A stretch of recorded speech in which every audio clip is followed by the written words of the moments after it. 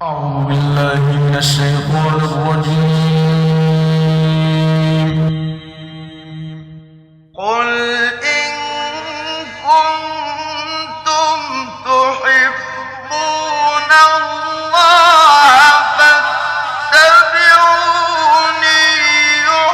يحببكم الله ويغفر لكم ذنوبكم والله غفور رحيم. جاہل ہو سکتا ہے کیونکہ جہالت کا تعلق صرف پڑھنے لکھنے سے نہیں ہوتا ہے. تو جاہل جو ہے یہ پڑھا لکھا بھی ہو سکتا ہے لیکن ان پڑھ ہو کے بھی انسان غیر علم والا ہو سکتا ہے. ان پڑھ ہے، اس نے سنا قرآن کو یاد ہوا، اس نے سنا حدیث کو یاد ہو گئی، پڑھنے نہیں آتا لیکن پڑھا سکتا ہے وہ. تو اللہ کے رسول صلی اللہ علیہ وسلم ان پڑھ تھے اور آپ کے ان پڑھ ہونے پر اعتراض کرنے والا جاہل ہے، چاہے کتنا بھی پڑھا لکھا کیوں نہ ہو. دونوں میں فرق کو سمجھیں. تو جو لوگ اس نبی رسول جو امی ہیں اس کی اتباع کرتے ہیں وہ انہیں ان کا تذکرہ لکھا ہوا پاتے ہیں اپنے پاس تورات میں اور انجیل میں. یعنی محمد رسول صلی اللہ علیہ وسلم کا تذکرہ تورات اور انجیل میں ہے اور آپ کے بارے میں اس طرح تذکرہ آج بھی ہے. ڈیوٹرانومی وغیرہ آپ کھول کے مت دیکھیں، جس نے دیکھا اس سے پوچھیں بائبل کے اندر، وہ خود آپ کو بتائے گا کہ آج بھی جو اولڈ ٹیسٹمنٹ ہے اس میں لکھا ہوا ہے کہ خدا خداوند فرماتا ہے کہ موسیٰ علیہ السلام کی قوم سے کہا جا رہا ہے میں تمہارے بھائیوں میں سے ایک رسول کھڑا کروں گا اور جو موسیٰ کی طرح ہوگا اور میں اپنے الفاظ اس کے منہ میں رکھوں گا، میری باتیں اس کی زبان پر رکھوں گا. یہ کیا ہے؟ یہ پڑھیں گے لکھیں گے نہیں، یہ کیا ہے؟ ڈائریکٹ اللہ سے سن کے، اللہ کے رسول جو جبریل ہیں ان سے سن کے وہ لوگوں کے سامنے وہ کتاب پیش کریں. آج بھی لکھا ہوتا ہے. تو آپ صلی اللہ علیہ وسلم امید تھے اور اللہ تعالیٰ نے وعدہ کیا تھا ان علینا جمعہ وقرآن فاذا قرأناه فاتبع قرآن ثم ان علینا بیان. اللہ نے قرآن کریم میں کیا فرمایا کہ ان علینا جمعہ وقرآن، اس قرآن کا اے نبی آپ کے سینے میں جمع کر دینا اور آپ سے پڑھوا دینا ہمارے ذمہ. آپ کو میمورائز کرنے کی ضرورت نہیں جسے بہت سارے ہمارے حفاظ تراویح کے پہلے کرتے ہیں. کوئی آگے جا کے ان سے بات کرے کہ مسئلہ پوچھنا ہے، شام کو تراویح کی ٹائم بالکل میرے پاس نہیں ہے، اس کو پورا ریوائز کرنا ہے. اللہ کے رسول صلی اللہ علیہ وسلم کو آپ نے کبھی سنا کسی حدیث میں کہ نبی صلی اللہ علیہ وسلم ریوائز کر رہے ہیں؟ نہیں. آپ کے سینے میں قرآن کا جمع کر دینا اور وقت پڑھنے پر اس کا آپ کی زبان سے پڑھوا دینا، اللہ نے کہا دونوں ہمارے ذمہ ہیں. فَإِذَا قَرَأْنَاهُ فَاتَّبِعْ قُرْآنًا، اور جب ہم پڑھیں یعنی جبریل جب پڑھیں دھیان سے اس کو آپ سنیے، بے فکر اس کو صرف سنیے آپ. ثُمَّ إِنَّ عَلَيْنَا بَيَانًا، پھر ہمارے ذمہ ہے جو کچھ قرآن کی آیتیں ہم نے نازل کی ہیں اس کی وضاحت، اس کا ایکسپلینیشن. ثُمَّ إِنَّ عَلَيْنَا بَيَانًا، جو میسج ہماری طرف سے آیا ہے اس کی وضاحت، اس کا بیان، اس کا کلیریفیکیشن، اس کا ایکسپلینیشن، اس کی کامنٹری وہ ہمارے ذمہ ہے. تو اللہ تعالیٰ نے کہا ہمارے ذمہ آپ کے سینے میں قرآن کا جمع کرنا ہے. تو نبی صلی اللہ علیہ وسلم کو پڑھنے کی ضرورت نہیں تھی. پڑھنے کی جس کو ضرورت ہے وہ پڑھے گا، جس کو ضرورت ہی نہیں وہ کیوں پڑھے گا؟ جس کو ضرورت ہی نہیں. لیکن واقعی کیوں ایسا کہ اللہ تعالیٰ نے اپنے نبی کو پڑھا لکھا نہیں رکھا؟ کیوں ایسا؟ کیا ایک ظلم ہے؟ کیوں ایسا؟ کوئی آدمی کیوں پڑھے لکھے تو کتنا اچھا ہوتا ہے، پڑھو گے لکھو گے بنو گے نواب، کھیلو گے کودو گے ہو گے خراب. تو آدمی سوچتا ہے پڑھا لکھا ہونا چاہیے تھا. اللہ تعالیٰ نے اپنی حکمت سے اپنے نبی کو امی رکھا. وجہ اس کی کیا تھی؟ قرآن میں اللہ نے بیان کی. اللہ نے کیا فرمایا وَمَا كُنْتَ تَتْلُو مِنْ قَبْلِهِ مِنْ كِتَابٍ وَلَا تَخُطُّهُ بِيَمِينِكَ إِذًا لَارْتَابَ الْمُبْطِلُونَ. یہ سورہ العنکبوت آیت نمبر 48 میں اللہ نے بیان کیا ہے. کیا وَمَا كُنْتَ تَتْلُو مِنْ قَبْلِهِ مِنْ كِتَابٍ، اے نبی اس سے پہلے کبھی بھی آپ کسی کتاب سے پڑھتے نہیں تھے. وَلَا تَخُطُّهُ بِيَمِينِكَ، اور اپنے ہاتھ سے اپنے دائیں ہاتھ سے آپ لکھتے بھی نہیں تھے. ادھر اگر ایسا ہوتا کہ آپ پڑھنے لکھنے والے ہوتے لرتاب المبطلون، جھوٹی باتیں گھڑنے والے کئی فسانے بنا لیتے، جھوٹی باتیں گھڑنے والے، باطل پر چلنے والے کئی جھوٹ گھڑ لیتے. ارے انہوں نے تو کاپی کیا بائبل سے، انہوں نے کیا کیا، انہوں نے بائبل سے کاپی کیا، ان کے پاس بائبل ہے، لکھتے ہوں گے رات میں بیٹھ کے کچھ تو بولتے تھے، لیکن پورے عرب میں مکہ میں معروف تھا یہ پڑھے لکھے ہے ہی نہیں، کیسا کاپی کریں گے، اور ساری باتیں بیان کر رہے ہیں، نبیوں کے واقعات بیان کر رہے ہیں، ایسی ایسی باتیں بتا رہے ہیں، پچھلی قوموں کے واقعات بیان کر رہے ہیں جو صرف یہود کے پاس اور اپنی کتاب کسی کو دیتے نہیں، ان کے پاس یہ نالج کہاں سے آتا ہے. تو اگر پڑھے لکھے ہوتے تو کوئی آدمی کہہ سکتا تھا کہ انہوں نے کہیں سے کیا کر لیا ہے، کاپی کر لیا، جیسے آج بھی عیسائی اور یہودی کہتے ہیں، ہم نے اپنے کانوں سے سنا ہے. ہو سکتا ہے کہ ورقہ کے پاس، میں خود بات کیا ہوں، ورقہ کے پاس جو جاتے تھے وہ ورقہ لکھتے تھے نا، ورقہ نمبر، تو ہو سکتا ہے پروفیٹ محمد صلی اللہ علیہ وسلم نے کاپی کیا ہو. تو اس طرح کی باتیں اتنا ہونے کے بعد وہ کہتے اگر پڑھے لکھے ہوتے تو پھر تو کنفرم ہوتا ہے کہ پڑھے لکھے تھے وہ، لیکن کہیں نہ کہیں سے بائبل ہوگی نا. اس زمانے میں سب کچھ آدمی پڑھتا تھا تو بائبل نہیں پڑھے ہوتے، ہم تو پڑھے لکھے بھی نہیں تھے. آپ سے بغیر پڑھے لکھے ہونے کے آپ صلی اللہ علیہ وسلم میں قرآن آپ کے سینے میں جمع ہونا خود یہ ایک اللہ کی طرف سے عجیب بات ہے. معجزات اس کو کہیں تو بھی عجیب بات نہیں ہوگی.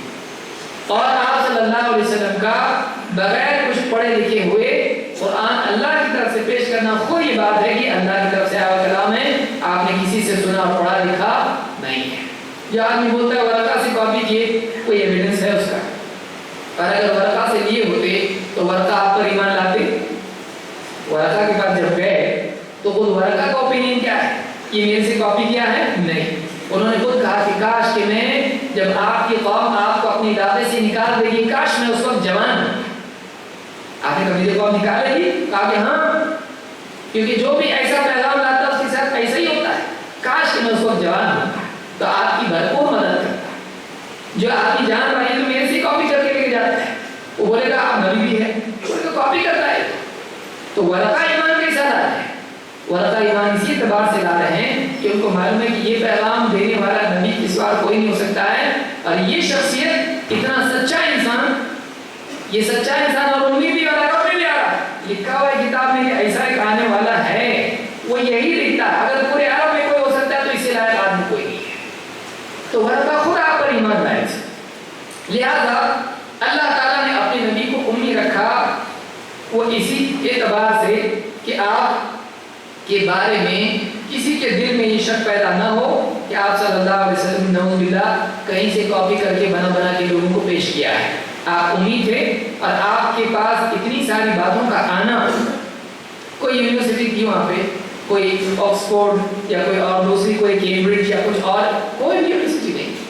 اور آج قرآن میں اتنی ساری باتیں ہیں جو سائنسی اعتبار سے صحیح نکلنا، سائنسی اعتبار سے، تاریخی اعتبار سے صحیح نکلنا، قرآن کا محفوظ رہنا، قرآن کے کلام کا ضبط اور اس کا کلام کا اس کی روانی، اس کا وہ اثر عربی زبان کے اعتبار سے اس کا کمال، اور جس نے عربی زبان کو بدلنے نہیں دیا، اس ساری چیزیں غور کرنے کے بعد خود معلوم ہوتا ہے کہ اللہ کی کتاب ہے. تو کوئی آدمی یہ کہتا ہے کہ اللہ کے نبی صلی اللہ علیہ وسلم امید تھے تو ایسا کیوں، اور اپنے کو پڑھنے لکھنے بول رہے تو ایسا کیوں؟ آپ صلی اللہ علیہ وسلم کا امی ہونا ضروری تھا تاکہ آپ کے بارے میں کسی کے ذہن میں کوئی شبہ پیدا نہیں ہو. ایک آدمی پورا قرآن پڑھ لے کوئی غیر مسلم، اور اس کے بعد آپ اس کو بتائیں کہ اللہ کے رسول صلی اللہ علیہ وسلم پڑھے لکھے نہیں تھے، وہ یقین ہی نہیں کرے گا. اتنی زبردست کتاب پیش کرنے والا انسان پڑھا لکھا نہیں، وہاں کی یہ ان کی کتاب نہیں، پھر اوپر والے کی کتاب ہے. تو یہ بات اس کو یقین سے اس کو ماننی پڑے گی کہ اتنا اچھا لٹریچر، وہ تو ترجمہ پڑھ کے حال یہ ہے. اگر عربی زبان اگر وہ پڑھ لے تو عربی زبان کی قوت دیکھ کر وہ بیٹھ جائے گا، تھوڑی دیر بات مت کرو. ایسے اتنی زبردست کتاب، اتنا اعلیٰ کلام جو بالکل ایسا لگتا ہے اوپر سے آ رہا ہے. اس میں نبی کے کوئی ایموشنز کبھی دکھائی دیتے نہیں. آپ سوچیے قرآن پڑھتا چلا جائے آدمی، اللہ کے رسول صلی اللہ علیہ وسلم پر کبھی فقر و فاقے کے حالات ہیں، کبھی ٹینشن ہے، کبھی آپ غم کے حالات میں ہیں، کبھی جنگ میں ہیں، کبھی سفر میں، کبھی حضر میں، کبھی پریشان ہیں. ان سارے حالات میں قرآن کی آیتیں نازل ہو رہی ہیں، شروع سے آخر تک پڑھتے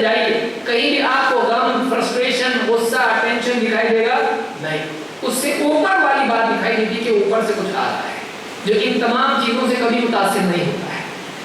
انسان کا کلام ماحول کا پروڈکٹ ہوتا ہے، وہ اپنے ماحول سے متاثر ہوتا ہے، لیکن نبی صلی اللہ علیہ وسلم کا معاملہ ایسا نہیں تھا۔ تو قرآن اللہ کی کتاب ہے اور نبی صلی اللہ علیہ وسلم کو امی رکھنا ضروری تھا۔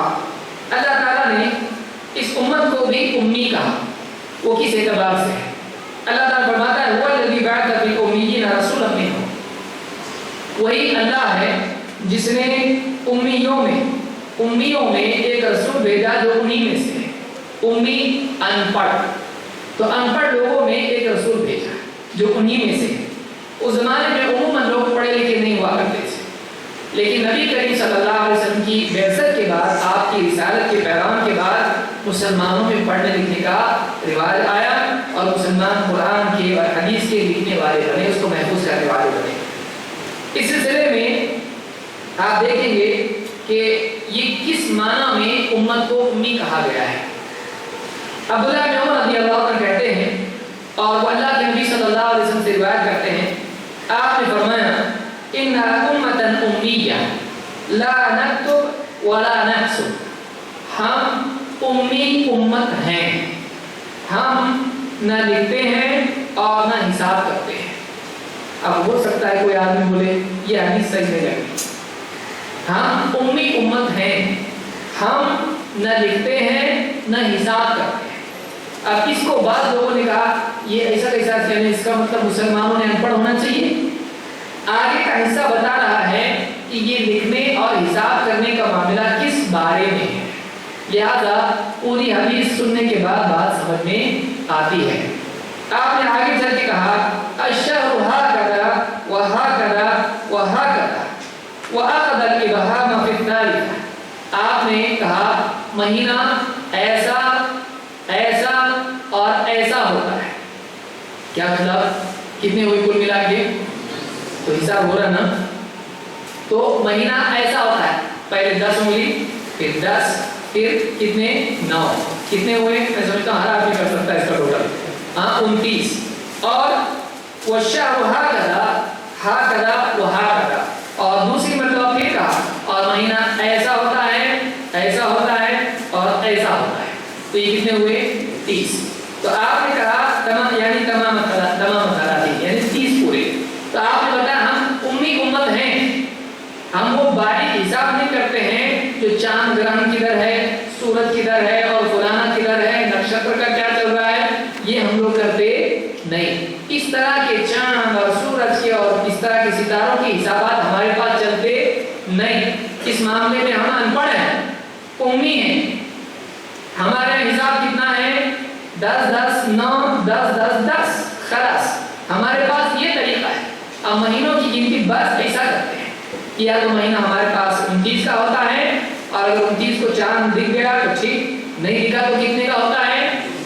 ہمارے پاس فروری اور جنوری نہیں ہے کہ 31 کا ہو اور 28 کا ہو، پھر جمع کر کے ٹکڑے 4 کیا کرنے کا اس کے 29 کا بنانا، ہمارے پاس یہ چلتا نہیں۔ ہمارے پاس یا تو مہینہ 30 دن کا ہوتا ہے یا پھر 29 دن کا ہوتا ہے۔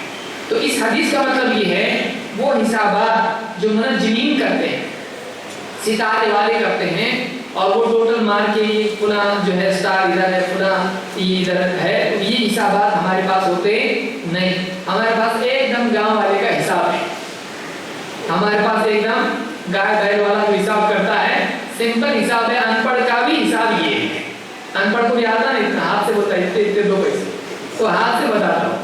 تو ہمارے پاس یہ ہے کہ 10 10 10 30 اور 10 10 9 29، یہ سادہ حساب ہمارے پاس۔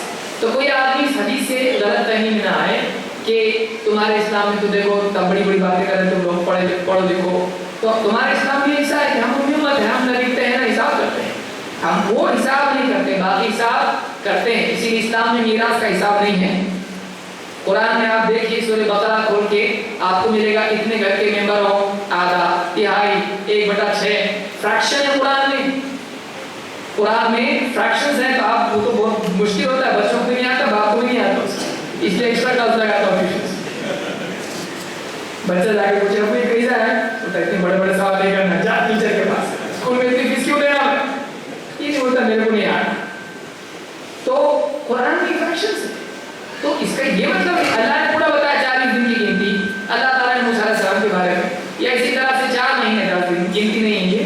کیا ہے؟ یہ ساری گنتیاں ہیں، یہ سادہ گنتی ہے، لیکن وہ جو کیلکولیشنز باریک باریک ہیں جس کے چاند گرہن سورج گرہن اور اس طرح کے یہ کیلکولیشن ہمارے ہوتے نہیں ہوتے. ہمارا مہینہ فطری طریقے پر ہے کہ پڑھا لکھا ہو یا گاؤں کا آدمی ہو دیوار پہ لکیریں بناتا چلا جائے وہ مہینہ گن سکتا ہے، اس کو پورے کیلکولیشن اور ٹیلیسکوپ کی ضرورت نہیں. اسلام دین فطرت ہے اور شہر گاؤں پرانا زمانہ نیا زمانہ پڑھا لکھا ان پڑھ سب کے لیے ہیں. اس لیے اسلام میں احکام جو رکھے گئے ہیں وہ سادہ ہیں، سادہ ہیں. اسلام ایلیٹ گروپ کا، خاص لوگوں کا، ایجوکیٹڈ لوگوں کا ایسا نہیں. اسلام یونیورسل ہے، سب کے لیے، پڑھے لکھے بھی اور ان پڑھ بھی. اس لیے اسلام کے احکام میں سادگی آپ کو ملے گی، اسلام کے احکام میں آپ کو سادگی ملے گی. تو یہ اسلام میں علم کی اہمیت کے بارے میں چیزیں ہیں. مزید اس کی تفصیل انشاءاللہ عصر کے بعد مزید ہوگی انشاءاللہ، اور اس کے بعد اور بھی خطابات کا سلسلہ چلے گا. تو انشاءاللہ میں اس کو بات کو یہی روک رہا ہوں تاکہ آپ نماز کی تیاری کر لیں، اور بقیہ بات انشاءاللہ ہم عصر کی نماز کے بعد دیکھیں گے. اقول ھذا واستغفر اللہ لي ولکم.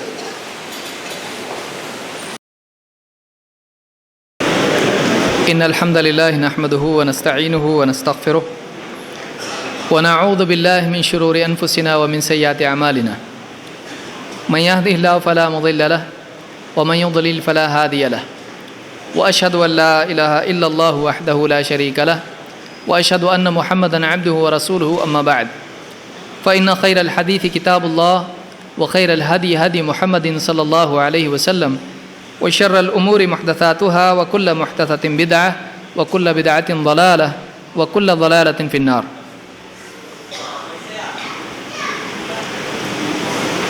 پچھلی مجلس میں اسلام میں تعلیم کی اہمیت اور خاص طور سے اسلام میں پڑھنے لکھنے کی اہمیت کے تعلق سے کچھ باتیں ہم نے دیکھیں، جس سے معلوم ہوتا ہے کہ اسلام نے خاص طور سے اس بات کا اہتمام کیا گیا ہے کہ مسلمان پڑھنے لکھنے کی طرف راغب ہوں. حتیٰ کہ اللہ کے نبی صلی اللہ علیہ وسلم کا بدر کے قیدیوں کے سلسلے میں یہ فیصلہ کرنا کہ اگر انصار کے بچوں کو یہ پڑھنا لکھنا سکھا دیتے ہیں تو انہیں چھوڑ دیا جائے گا، اور ان کا یہ تعلیم دینے کا عمل ہی خود ان کے لیے فدیہ بن جائے گا. اس سے یہ بات معلوم ہوتی ہے کہ پڑھنے لکھنے کی اسلام میں اتنی اہمیت ہے، اور دنیاوی علوم کے اعتبار سے مسلمانوں کا ان علوم کو سیکھنا اتنا اہم ہے کہ اس کے لیے اگر موقع پڑے تو غیر مسلم اقوام سے بھی یہ علوم حاصل کیے جا سکتے ہیں. بلکہ اگر ان علوم کی حامل قوم اگر دشمن قوم ہے تب بھی اپنے فائدے کی چیز ان سے حاصل کی جا سکتی ہے اور اپنے بچوں کو ان کے حوالے کیا جا سکتا ہے. تو اس سے اسلام میں تعلیم کی اہمیت معلوم ہوتی ہے. لہٰذا وہ لوگ جو اسلام کے بارے میں کہتے ہیں کہ اسلام پڑھائی کا اور علم سیکھنے کا اور جدید علوم کے سیکھنے کے اعتبار سے ان کا مخالف ہے، یہ بات بالکل غلط ہے. اس کی تفصیل میں ہم نہیں جاتے ہیں کہ واقعی سائنس اور ٹیکنالوجی کے جو علوم ہیں جن پر آج مغربی تہذیب بہت زیادہ آگے نکل چکی ہے، ایک زمانہ وہ تھا کہ خود مسلمان ان میں آگے تھے، لیکن بعد کے دور میں ایسا ہوا کہ مسلمانوں کے آپسی اختلافات، جنگیں اور حکومتوں کے ٹوٹنے کی وجہ سے بہت سارے مسائل اور بھی مسلمانوں کے اوپر آئے، اور نتیجہ یہ ہوا کہ یہ علوم مغرب نے ان سے لے لیے، اور مغربی قوموں نے ان علوم کو آگے بڑھا کر آج اس حال میں پہنچا دیا کہ وہ اتنے دور نکل گئے کہ مسلمان مجموعی طور پر بہت پیچھے ان سے ہو گئے. لہٰذا اسلام علم کے تعلق سے اسلام میں اہمیت اتنی زیادہ ہے کہ مسلمانوں کو قرآن کا علم اور حدیث کا علم سیکھنے کے ساتھ ساتھ دنیاوی علوم سیکھنے کے اعتبار سے بھی منع نہیں کیا گیا ہے. آپ قرآن کریم میں دیکھیں گے کہ مسلمانوں کو اور سارے انسانوں کو آسمان و زمین میں غور کرنے کی ترغیب دی گئی. یہی وہ اصل ہے جو سائنسی علوم کی بنیاد ہے. سائنس میں کیا ہوتا ہے؟ آبزرویشن اور انفرنس. سائنس کی دو ہی چیزیں ہیں، ایک تو ایک دیکھنا، آبزرو کرنا، اور آبزرو کرنے کے بعد میں اس پر غور کر کے ان واقعات سے ان انسیڈنٹ سے ان کو جمع کر کے کوئی نتیجہ اخذ کرنا ہے. جیسے بچپن میں ہم کتاب میں پڑھتے تھے کہ ایک آدمی دنیا گول ہے کہ نہیں دیکھنے کے لیے کیا کرنا چاہیے, سیدھا سادہ اس کا ایکسپیریمنٹ کیا ہے, سمندر کے کنارے بیٹھ جائیں اور ناؤ کو جاتا دیکھیں, جہاز کو جاتا دیکھیں. اب جہاز جا رہا ہے, اس کا مطلب نزدیک آئے گا تو پورا دکھے گا, جتنا دور جائے گا اس کا سرا چھپتا جائے گا. اچھا, یہ اس کے مطلب یہ کہ زمین کیا ہے, گول ہے. تو آبزرو کرنا اور اس کی بنیاد پر نتیجہ نکالنا. آپ قرآن کو اگر دیکھیں اور خاص طور سے مکی صورتوں کو دیکھیں گے,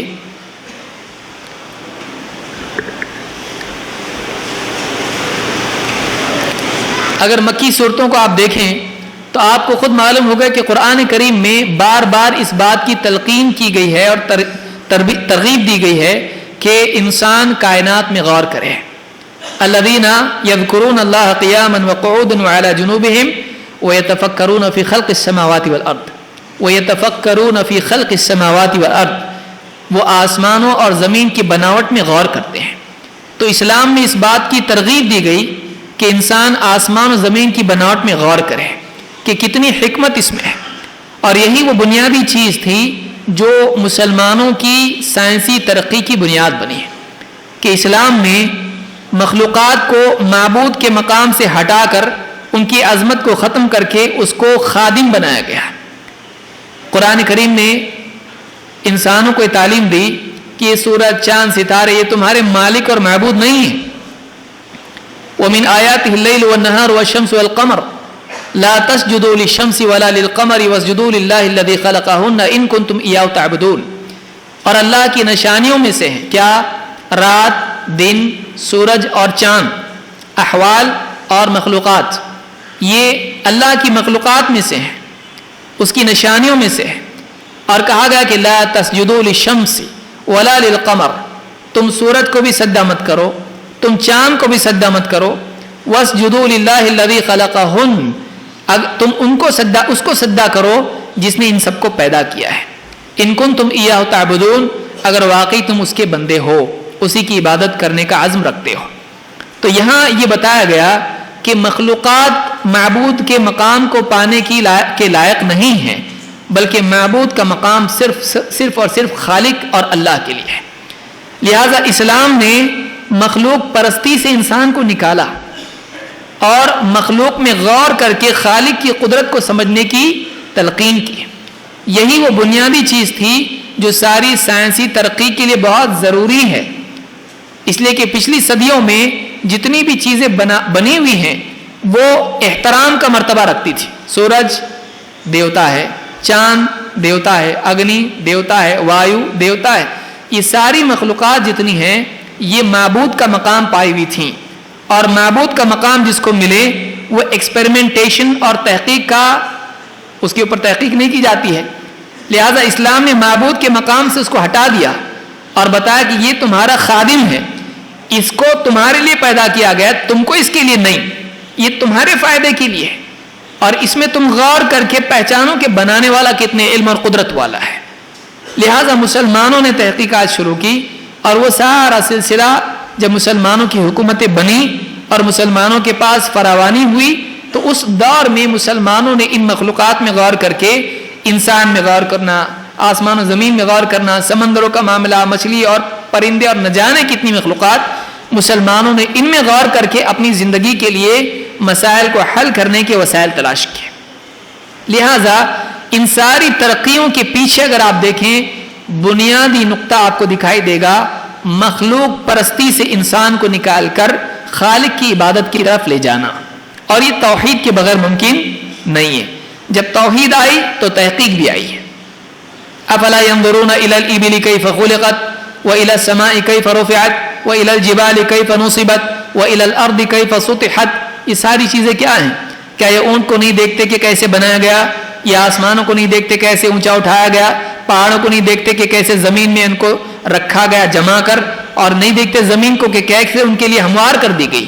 اللہ نے ان کو دیکھنے کے لیے کہا, آسمان کو بھی دیکھو اور پہاڑ کو بھی دیکھو, زمین کو بھی دیکھو, اور ان پہ چلنے والی مخلوقات جو اونٹ ان کے سامنے تھا اسی اونٹ کے بارے میں بات کی گئی. کتنی حکمت سے اس کو بنایا گیا ہے.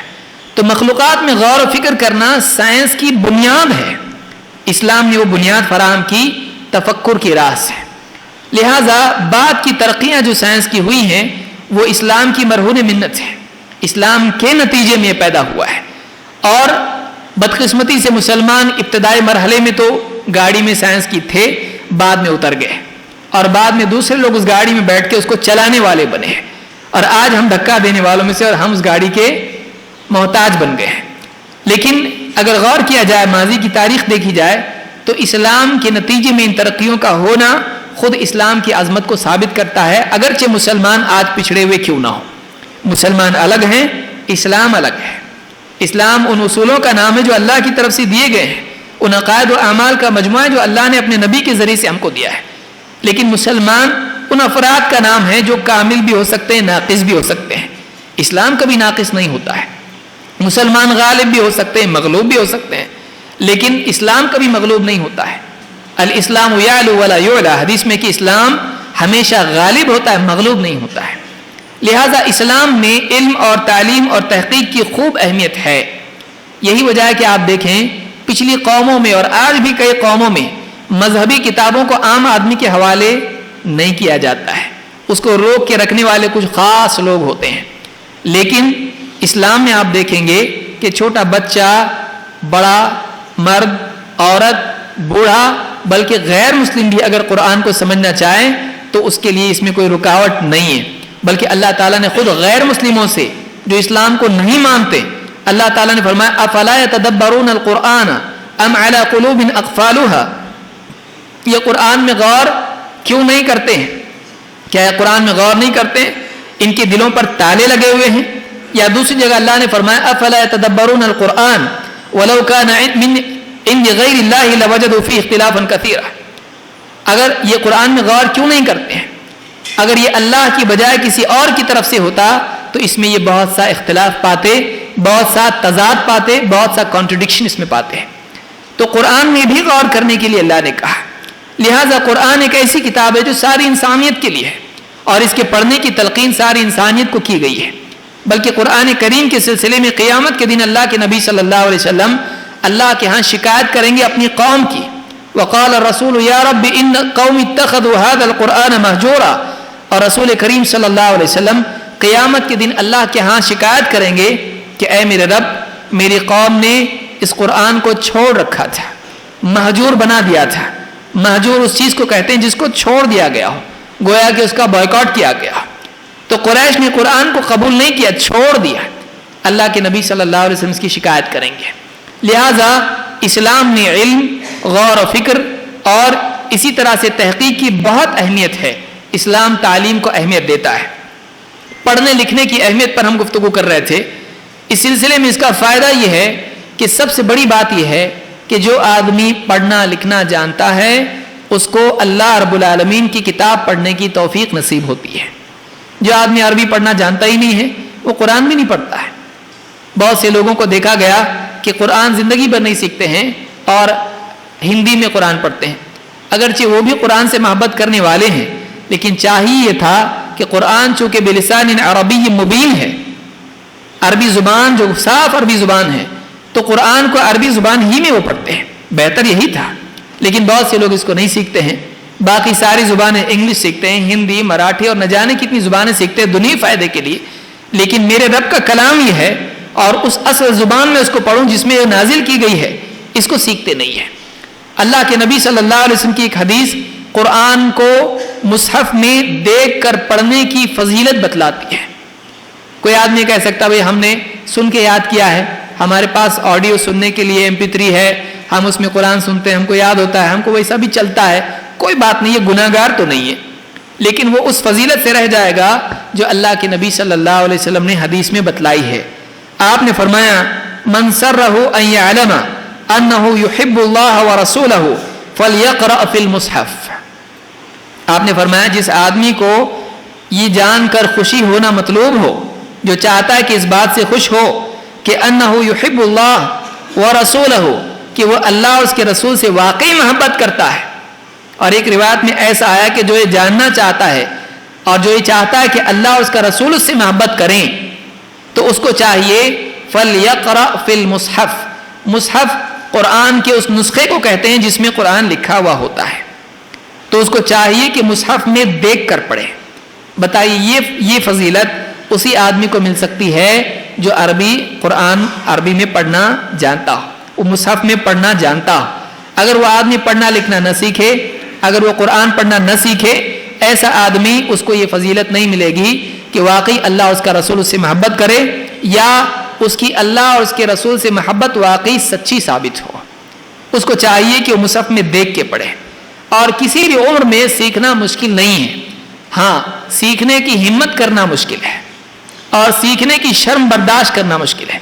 بہت سارے لوگ اگر ان سے کہا جائے بھائی آج آپ کے پاس وقت ہے، موت سے پہلے سیکھ سکتے ہیں، آپ کی عمر ٹھیک ہے 50 60 جو بھی سال ہو گئی ہے، ابھی بھی آپ سیکھ سکتے ہیں۔ نبی صلی اللہ علیہ وسلم پر قرآن خود 40 سال کے بعد نازل ہوا، اور کئی صحابہ بڑی عمر کے تھے، انہوں نے بہت بعد میں قرآن کو سیکھا، لیکن وہ یہ شرماتے ہیں۔ اب مولوی صاحب کے سامنے جا کے بیٹھیں گے، الف با تا کریں گے تو لوگ ہنسیں گے، بچے بھی ہنسیں گے۔ دیکھیے لوگ اگر ہنستے ہیں ایک نیک کام سے تو ان کے ہنسنے کی وجہ سے اچھے کام کو چھوڑا جا سکتا ہے؟ نہیں۔ کل کو آپ کھانا کھا رہے لوگ ہنسیں، آپ کھانا چھوڑ دیں گے؟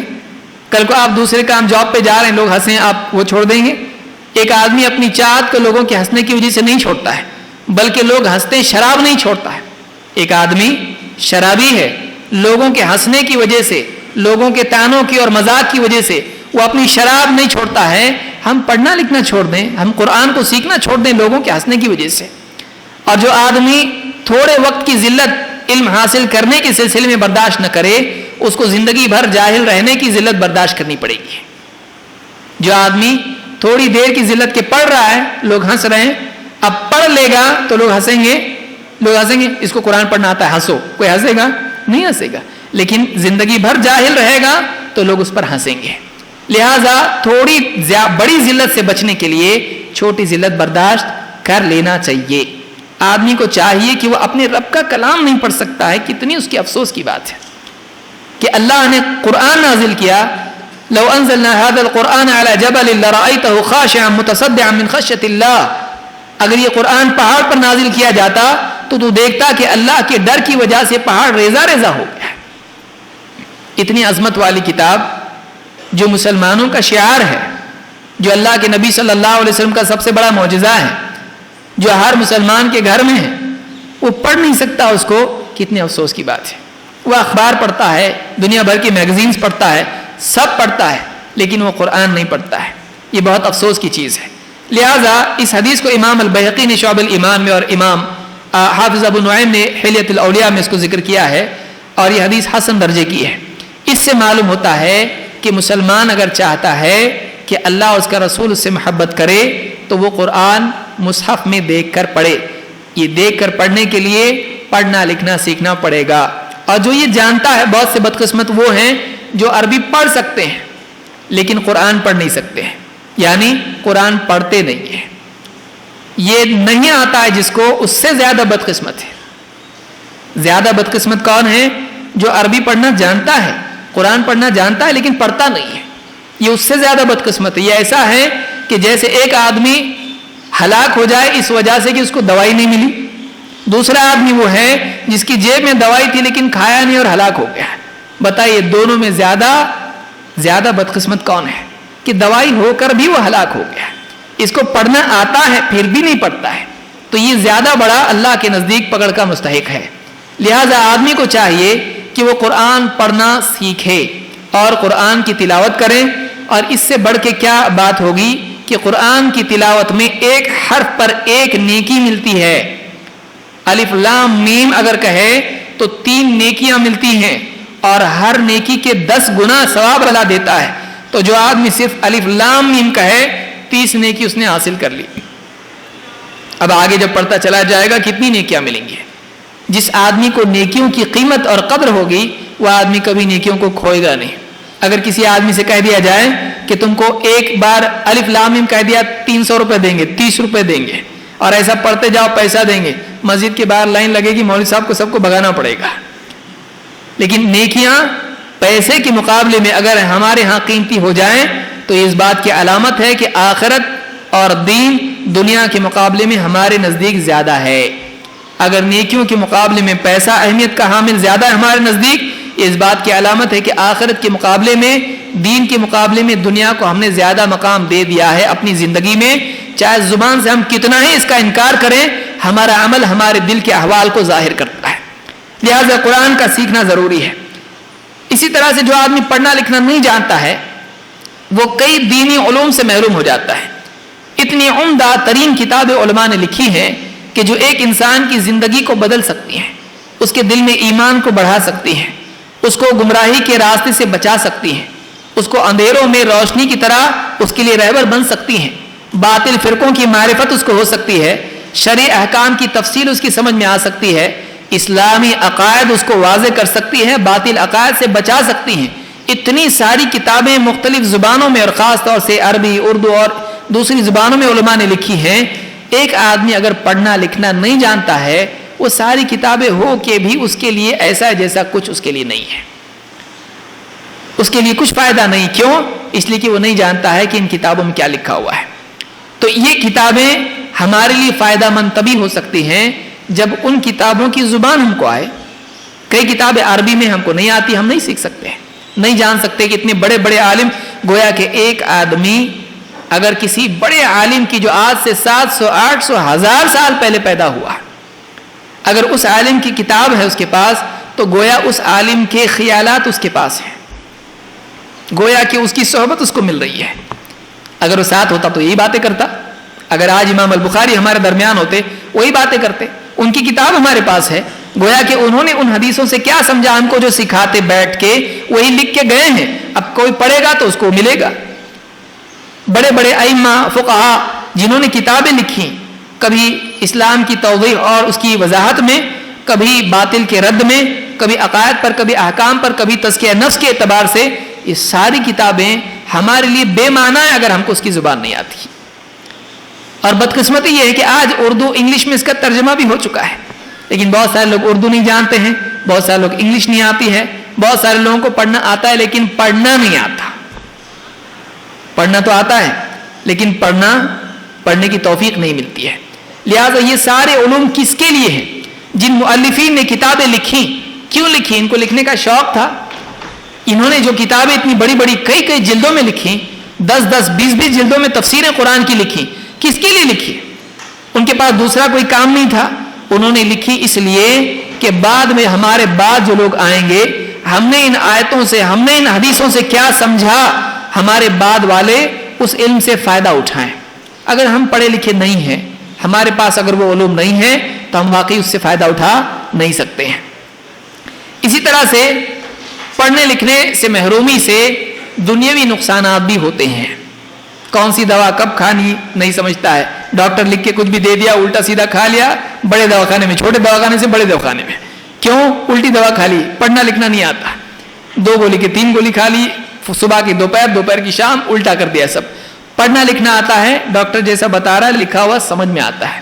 جائیداد کے مسائل ہیں، آدمی اس میں غلط جگہ دستخط کر دیا، انگوٹھا لگا دیا، بعد میں سب اس کو انگوٹھا لگا کے بھیج دیتے ہیں، جاؤ۔ ایک آدمی پڑھنا لکھنا نہیں جانتا، اس کو نہیں معلوم میرے ساتھ کیا کیا جا رہا ہے۔ کئی دنیا کے فائدے انسان کے، ان سے محروم آدمی ہو جاتا ہے۔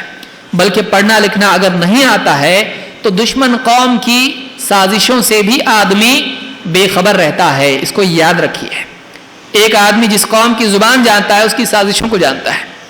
اللہ کے نبی صلی اللہ علیہ وسلم کے زمانے میں ایک صحابی زید بن ثابت رضی اللہ عنہ کہتے ہیں کہ لما قدم النبی صلی اللہ علیہ وسلم المدینہ، اللہ کے نبی صلی اللہ علیہ وسلم جب مدینہ تشریف لائے، قال زید کہتے ہیں، زید بن ثابت، ذهب بی الی النبی صلی اللہ علیہ وسلم فاعجب بی، مجھے اللہ کے نبی صلی اللہ علیہ وسلم کے پاس لے جایا گیا اور میرے بارے میں تعجب کا اظہار کیا گیا، یعنی یہ بہت کام کا آدمی ہے، یہ نوجوان بہت قیمتی ہے، میری تعریف کی گئی۔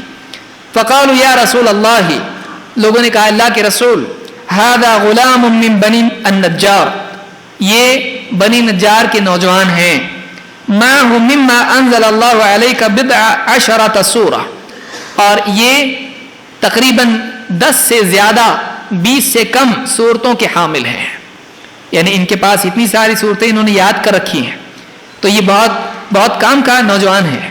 ان کی تعریف کی. فَأَعْجَبَ ذَلِكَ النَّبِيَّ صلی اللہ علیہ وسلم.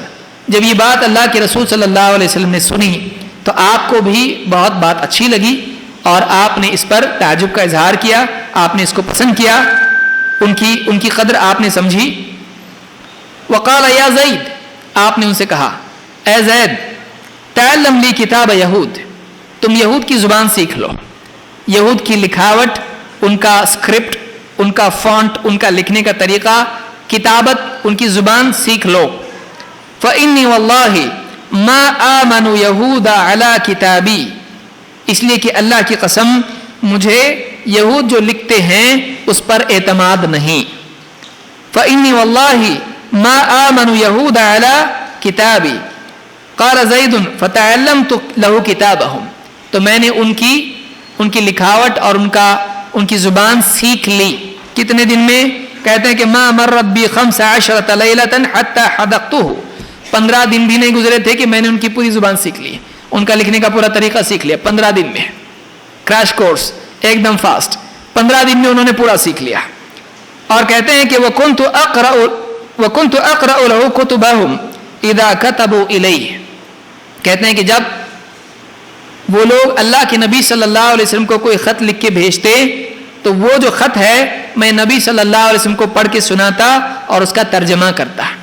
وَأُجِيبُ عَنْهُ إِذَا كَتَبَ, اور جب اس کا جواب اللہ کے نبی صلی اللہ علیہ وسلم یہودیوں کو بھیجتے خط لکھوا کر تو میں آپ کی عربی کا ان کی زبان میں ترجمہ کر کے ان کو بھیجتا.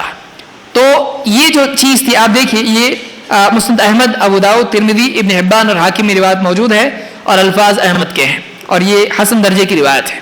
اسے معلوم ہوتا ہے کہ اللہ کے نبی صلی اللہ علیہ وسلم نے چاہا کہ یہود کو میں ان کے خطوط اور ان کو لکھوانے کے لیے اپنے پاس رکھوں, ان پر مجھ کو اعتماد نہیں ہے.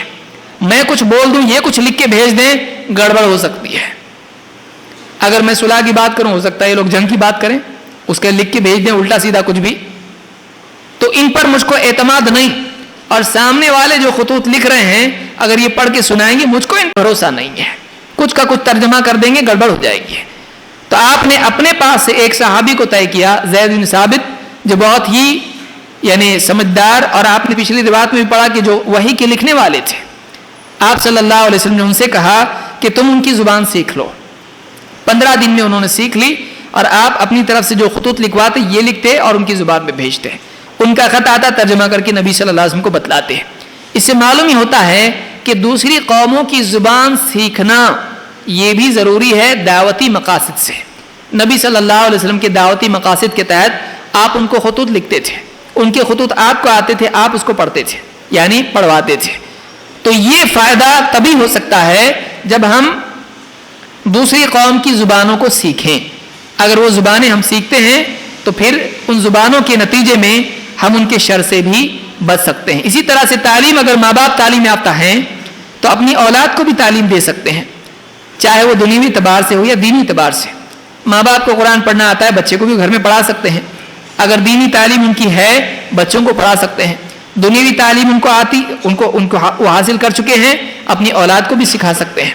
اگر نہیں تو پھر ایسے ماں باپ اولاد کو تعلیم نہیں دے پاتے ہیں اور وہ کتنا پڑھے ہیں اس کا جائزہ بھی لے سکتے نہیں. بچہ کیا پڑھ رہا ہے ان کو سمجھتا نہیں ہے, بس اسکول جا رہا ہے اتنا معلوم ہے. تو دینی اعتبار سے یا دنیوی اعتبار سے تربیت اور تعلیم کے لیے ماں باپ کا پڑھا لکھا ہونا بھی ضروری ہے تاکہ وہ اپنی اولاد کی صحیح تربیت کر پائیں. اختصاراً آخر میں 3 باتیں بیان کروں گا. وہ یہ کہ جہاں تعلیم کی اہمیت اسلام میں ہے وہیں جدید دور میں جو تعلیم کا معاملہ ہے اس کے خطرات بھی ہیں. آج جو ماڈرن ایجوکیشن کا جو سسٹم ہے اس میں کئی کمیاں ہیں. ان کمیوں کو اگر دور کر دیا جائے تو واقعی بہت مفید ہو سکتا ہے. نمبر 1, آج اسکولوں میں عام طور سے غیر اسلامی تہذیب اور غیر اسلامی عقائد سکھائے جاتے ہیں. مثال کے طور پر کتابوں میں آپ دیکھیں جن بھوت کے قصے, پریوں کی کہانیاں, جادو, بلیک میجک, وائٹ میجک. اسلام میں بلیک میجک کوئی کانسیپٹ نہیں, میجک ہی غلط ہے, لیکن کیا اس کو نام دیا جاتا ہے بلیک میجک, کالا جادو. تو گورا جادو بھی ہوتا ہے کیا؟ اسلام میں جادو ہر قسم کا حرام ہے. اور آپ دیکھیے کتنے ہیری پاٹر بچوں میں معروف ہے کہ وہ اچھا جادو والا ہے, کالا جادو والا نہیں ہے, گورا جادو والا ہے. بچوں کے ذہنوں میں اس طرح کی اسکولوں میں تعلیم ان کے ڈالی جاتی ہے कभी डार्विन की थियरी पढ़ाई जाती है कि हाँ गधे से घोड़ा, घोड़े से बंदर, न जाने क्या क्या होते होते इंसान बना। ये इस्लाम में नहीं है। हमारा बच्चा पढ़ के आ रहा है, चौथी जमात की किताब में डार्विन की थियरी मौजूद है, आज भी है, माँ बाप को मालूम नहीं और टीचर्स भी वही पढ़ा रहे हैं। तो गैर इस्लामी अकायद और इस तरह के अफकार बच्चों में आए, इस्लाम इसकी इजाजत नहीं देता। आप अच्छी से अच्छी स्कूल में डालो, लेकिन ये गलत बातें हमारे बच्चे के जहन में नहीं आना चाहिए। ये सीख लेगा, जिंदगी भर यही मानता रहेगा। नंबर 2, गैर इस्लामी तहजीब, इस्लाम से हट के दूसरा तर्ज हयात, दूसरी ईदें, दूसरे त्योहार, इस तरह की चीजें मनाना स्कूलों में आम है। मिसाल के तौर पर बर्थडे मनाना, सारे लोग मना रहे, गुड्डू आके घर पे स्कूल बोल रहा अब्बू मेरा भी बर्थडे मनाना है, तो जाने दो। माँ नहीं भी बोले तो बोलते जाने दो, कोई बात नहीं है। स्कूल में मना, घर पे नहीं आना लेके चॉकलेट, किसी को बताना मत, स्कूल में बर्थडे मना रहा है। इसी तरह से फ्रेंडशिप बैंड बांध रहे एक दूसरे के हाथ पे, म्यूजिक के प्रोग्राम हो रहे, हमारा बच्चा नाच रहा है वहां पे, माँ बाप देख रहे हैं हमारा बच्चा कितना अच्छा डांस करता है। तो ये सारी खुराफात, इस्लाम इसके खिलाफ है। फिर वो सारी ईदें, वो सारे त्योहार जो आते हैं जो गैर इस्लामी हैं, वो सारा हमारा बच्चा वहां जाके मनाता है, चाहे ईसाइयों के हो या गैर दूसरी कौमों के हो, इस्लाम इसकी इजाजत नहीं देता है। दूसरी कौमों से एहसान का सलूक इस्लाम सिखाता है, अच्छा सलूक करना इस्लाम सिखाता है, लेकिन इस्लाम का अपना एक तर्ज हयात है, वो छोड़ के दूसरी चीज को अपनाना इस्लाम कबूल नहीं करता है। स्कूलों में आम तौर से ये होता है, कॉलेजेस में तो उससे ज्यादा बदतर चीजें होती है। इसी तरह से बेहयाई स्कूलों में और कॉलेजेस में आम है। बच्चों के लिबास के एतबार से देखिए, लड़की पहन के जा रही कपड़े कितने घुटने से ऊपर वाले, अगर नहीं पहन के जाती तो स्कूल से निकाल देंगे। हायर एजुकेशन के लिए हम उसके लिए भी तैयार हो गए। इसी तरह से लड़का लड़की दोनों आजू बाजू बैठ रहे हैं कॉलेज में, स्कूलों में, और ये बता रहे हैं कि ये बराबरी है। ये बराबरी नहीं है, ये फसाद है, बिगाड़ है। हमारा इस्लाम तो जिसने बताया कि बच्चों को सोने के वक्त में अगर वो 10 साल के हो जाएं, बिस्तर अलग कर दो उनके, ताकि वो कुछ गलत हरकत नादानी में न कर बैठे। उनके अपने जिस्म का शऊर उनको होता है, एक उम्र के बाद उनको गलत हरकतें, मजाक मजाक में वो गलत चीजों की तरफ न चले जाएं। बच्चा लड़का लड़की, बच्चे बच्चे, उनकी बिस्तर अलग कर दो। और यहाँ हम ये बता रहे हैं कि दोनों में को एजुकेशन, और उनके साथ में बिठा के दोनों को बाजू चिपका के बिठाओ, और जो लड़का नहीं बैठेगा वो छोटा माना जाता है, बेवकूफ और पिछड़ा हुआ माना जाता है। ये तरीका इस्लाम का नहीं है। इसी तरह से सेक्स एजुकेशन के नाम पे बच्चों को बेहयाई की चीजें स्कूलों में सिखाई जाती हैं। क्या जरूरत है उसको उस वक्त में सिखाने की? ये माँ और बाप की सिखाने की चीज है, ये घर के बड़ों की सिखाने की चीज है। नहीं कि सारी क्लास के बीच में टीचर बताए और सब बच्चे हंसे, और वो बातें जो उनको नहीं मालूम है वो मालूम पड़े। जो चीज सिर्फ इल्म के एतबार से सिखाई जाए, बाहर जाके वो एक्सपेरिमेंट नहीं करेंगे उसके बारे में। मगरबी तहजीब में ये होने की वजह से कई बच्चियां वक्त से पहले, निकाह से पहले मां बन जाती हैं। क्या वजह है उसकी? वही आज़ादी है, लड़के लड़की का आज़ादी से मिलना और उनको सेक्स एजुकेशन वक्त से पहले देना, और इसको इल्म के नाम पे आम करना बेहयाई को इस्लाम इसको नहीं मानता है। माँ अपनी, इससे पहले क्या इतनी सदियों में बच्चे पैदा नहीं होते थे? ये सारे लोग आए कहाँ से? माँ बाप को नहीं मालूम था क्या करना है क्या नहीं करना है। माँ अपनी बच्ची को सिखा देती थी, बाप अपने बेटे को सिखा देता था। ये सिलसिला चला आ रहा है। अब नए सिरे से आप उसको सेक्स एजुकेशन के नाम पे पूरे स्कूलों में फैला दें, इस्लाम इसको नहीं मानता है। तो ये सारी चीजें हैं जो बेहयाई की हमारे एजुकेशन में आम हैं। इन चीजों से बचा जाए तो बहुत सारा फायदा हमारा हो सकता है। इस्लाम तालीम के खिलाफ नहीं है। तो ये कुछ बातें थी। अल्लाह रब्बुल आलमीन से दुआ है कि इल्म की अहमियत और तालीम की अहमियत समझने की हम सबको तौफीक अता फरमाएं, और इस सिलसिले में जो बुराइयां हैं हमारे एजुकेशन सिस्टम में उससे बचने की हम सबको तौफीक अता फरमाएं, और जो जिम्मेदारान हैं वो इस सिस्टम को साफ करने के जिम्मेदार हैं, वो उसकी निगरानी करें। इसमें कुछ ऐलानात हैं। ख़वातीन के लिए इफ्तार और खाने का इंतज़ाम मस्जिद के हिस्से में किया गया जहाँ उन्होंने नमाज़ पढ़ी, ऊपर के हिस्से में। लिहाजा वो जो कोर्ट जहाँ पे ख़वातीन हैं वहाँ पर उनके खाने का इंतज़ाम इफ्तार का नहीं है। लिहाजा वो मस्जिद में जाएं और वहीं इफ्तार करके वहीं नमाज़ पढ़ें। नमाज के बाद में वो खाने से फारिग हों, जो रोज़ेदार हैं वो।